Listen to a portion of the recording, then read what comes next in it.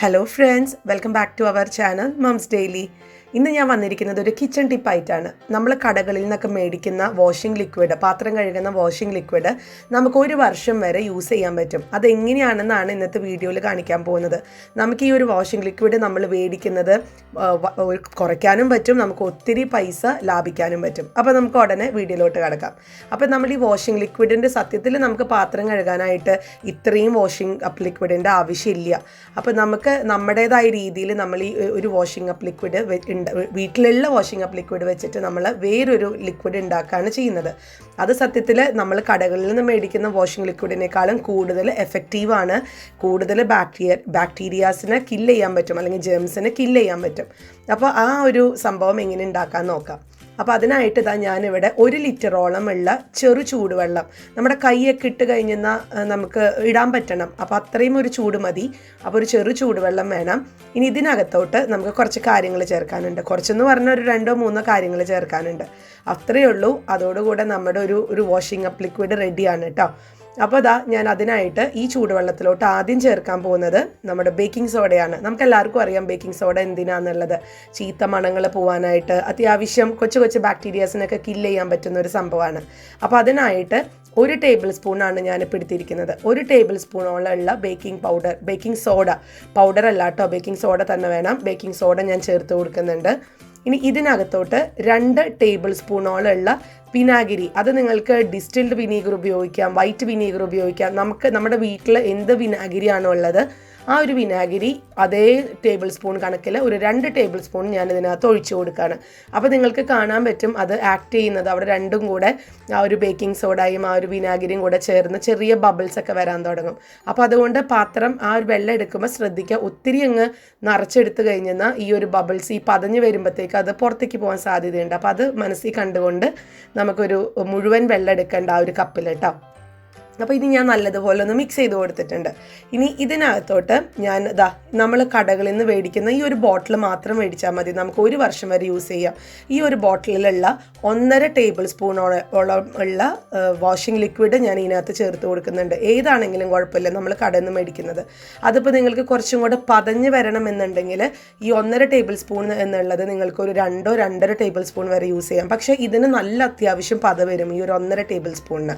അപ്പോൾ ഞാൻ ഇനി ഇതും കൂടെ നല്ലതുപോലെ ഒന്ന് മിക്സ് ചെയ്ത് കൊടുക്കുകയാണ്.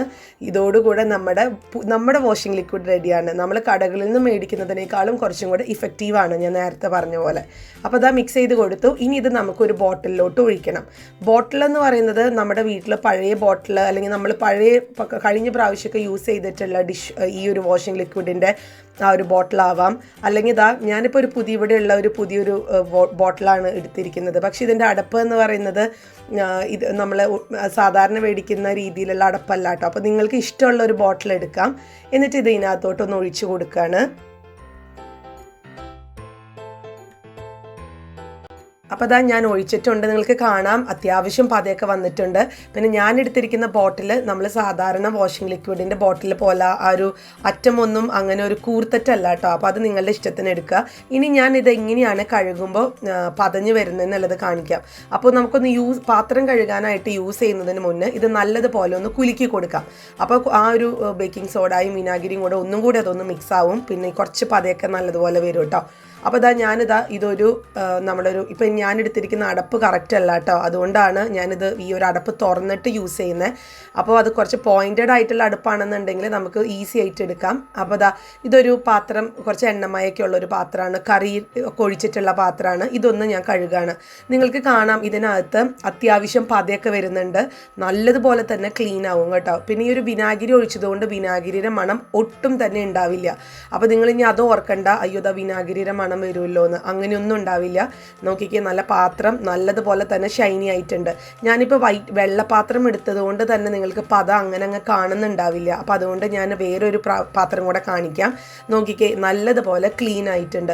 ഇതിന് വേണ്ടിയിട്ടാണ് നമ്മൾ അത്രയും പൈസ കൊടുത്ത് നമ്മൾ ഒത്തിരി അങ്ങ് എടുക്കുന്നത് അല്ലേ, ഈ ഒരു നമ്മൾ വാഷിംഗ് അപ്പ് ലിക്വിഡ് കടയിൽ നിന്നൊക്കെ മേടിച്ചിട്ട്. അപ്പോൾ അത് നമുക്ക് ഒരു കുപ്പി 1 വർഷം വരെ യൂസ് ചെയ്യാം. നമുക്ക് ഇതേപോലെ വേറൊരു ലിക്വിഡ് ഉണ്ടാക്കാം. നമുക്ക് അത്രയും എളുപ്പമാണ്. ഇതിനിപ്പോൾ 2 മിനിറ്റ് പോലും എടുത്തില്ലല്ലോ. അപ്പോൾ ഞാനിനി ഇതുപോലത്തെ ഒരു ഗ്ലാസ് എടുത്തിട്ടുണ്ട്. ഈ ഗ്ലാസ് ഞാനൊന്ന് കഴുകി കാണിക്കാം. അന്നേരം നിങ്ങൾക്ക് പത കാണാൻ പറ്റും എന്നാണ് എനിക്ക് തോന്നുന്നത്. കാണുന്നില്ലേ നിങ്ങൾക്ക്? ഇതിനകത്ത് നല്ലതുപോലെ തന്നെ പതഞ്ഞ് വരുന്നുണ്ട്. ഇനിയിപ്പോൾ നേരത്തെ പറഞ്ഞ പോലെ പത നിങ്ങൾക്ക് ചില ആളുകളുണ്ട് നല്ലതുപോലെ പതഞ്ഞ് വന്നാലേ ഒരു സാറ്റിസ്ഫാക്ഷൻ കിട്ടത്തുള്ളൂ. അങ്ങനെയൊക്കെ ഒരു തൃപ്തി കിട്ടണമെന്നുണ്ടെങ്കിൽ നിങ്ങൾക്കൊരു 2-2.5 ടേബിൾ സ്പൂൺ വരെ ഈ ഒരു വാഷിംഗ് ലിക്വിഡ് നിങ്ങൾക്ക് ഒഴിച്ചു കൊടുക്കാം. നമ്മൾ ഉണ്ടാക്കുന്ന ലിക്വിഡിൽ കേട്ടോ. നോക്കിക്കേ, ഗ്ലാസ്സൊക്കെ നല്ലതുപോലെ തന്നെയാണ് വെട്ടിത്തിളങ്ങുന്നത്. അപ്പോൾ ഇനി ഇങ്ങനെ ഉണ്ടാക്കിയാൽ മതി. ഒത്തിരി പൈസ ലാഭമാണ്, നമുക്ക് 1 വർഷം വരെ യൂസ് ചെയ്യുകയും ചെയ്യാം. അപ്പോൾ എല്ലാവരും ഇതൊന്ന് ട്രൈ ചെയ്ത് നോക്കാം. നിങ്ങൾക്ക് ഉറപ്പായിട്ട് ഇഷ്ടപ്പെടുവാണെന്നുണ്ടെങ്കിൽ ഫ്രണ്ട്സിൻ്റെ ഒക്കെ അടുത്ത് ഷെയർ ചെയ്യാൻ മറക്കരുത്. അതുപോലെ തന്നെ എൻ്റെ ഈ ചാനൽ ആദ്യമായിട്ടാണ് കാണുന്നതെങ്കിൽ സബ്സ്ക്രൈബ് ചെയ്യാനും മറക്കരുത് കേട്ടോ.